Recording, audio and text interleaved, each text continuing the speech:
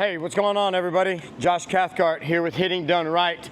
For this next discussion video, I'm gonna briefly talk about quality at-bats, keeping a positive mindset, and ways to break down game performance for young players when maybe it's not looking so good on paper, all right? Before we get started, please like and subscribe to the channel. If you were looking for any online services, analysis, customized practice plan, merch, I also do Zoom by request periodically. Head on over to my website and check that out.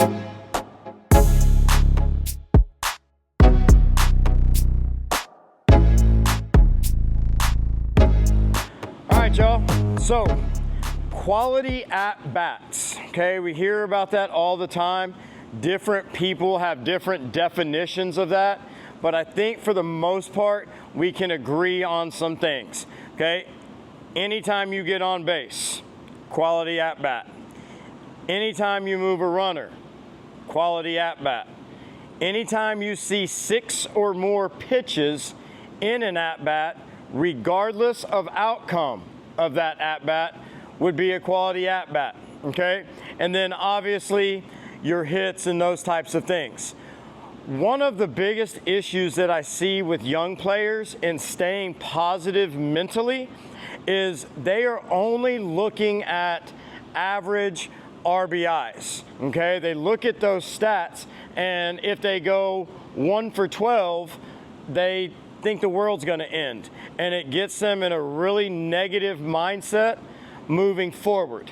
Now, the reason that I use that 1 for 12 example is just last week, I had one of my really good 11U major hitters come in, and he had a look on his face, and I've been around this kid for a couple years now, so I knew, I was like, hey man, what's up?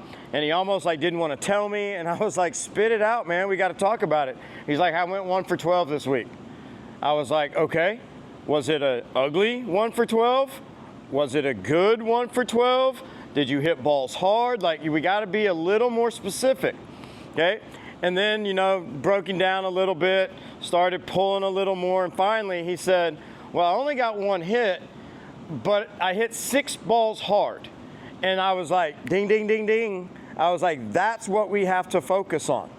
Your job, and for all hitters, your job in the batter's box is not to get a hit, okay? If that's the result that happens because you did your other job, great. But your job is to compete, swing at good pitches, and hit the ball hard. That's all you can control. And if you do those things continuously over and over and over, the results will start to come, okay? But that 1 for 12 with 6 barrels could have easily been 6 for 12, which now we're talking about hitting 500 for the weekend. Now, if he'd have come in and he'd said, I had 3 strikeouts looking, I had a first pitch rollover, I had 2 infield pop-ups. Okay, now we're getting into non-quality at-bats, okay? But for these younger players, to keep them positive mindset, we've got to look at the quality at-bats or how they are helping their team when they go to the plate. There's so many different ways that you can help your team without actually getting a hit, and they need to understand this. When I was running travel teams, years ago, this is one of the things that we did, especially with our younger players. We didn't even track stats. We didn't keep average. We didn't keep on base percentage. We didn't keep slugging percentage. None of that was even worried about. All we charted was quality at-bats. We actually called them positive at-bats, okay? And every outcome of an at-bat had a number, okay? For instance, if you hit a double, that was 5 points. If you hit a single, that was 3 points. If you struck out looking less than 6 pitches, that was minus 3 points. If you hit into a double play, that was minus 5 points, etc., etc., etc., for every outcome that we could possibly think of, okay? And then at the end of tournaments, at the end of the month, at the end of the season, we just took those numbers, did the math, and if you came out with a high positive number, great season. Obviously, if you come out negative there, probably not very good.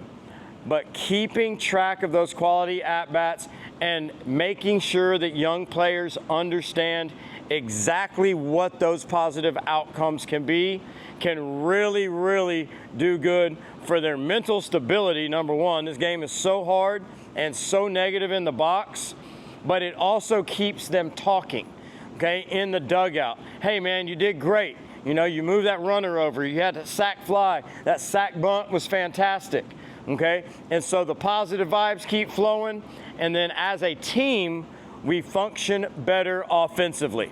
So I hope that helps. Try that out with your young players. Make sure they understand there's tons of ways to contribute without actually getting a hit. Until next time, y'all be good. Boom, baby.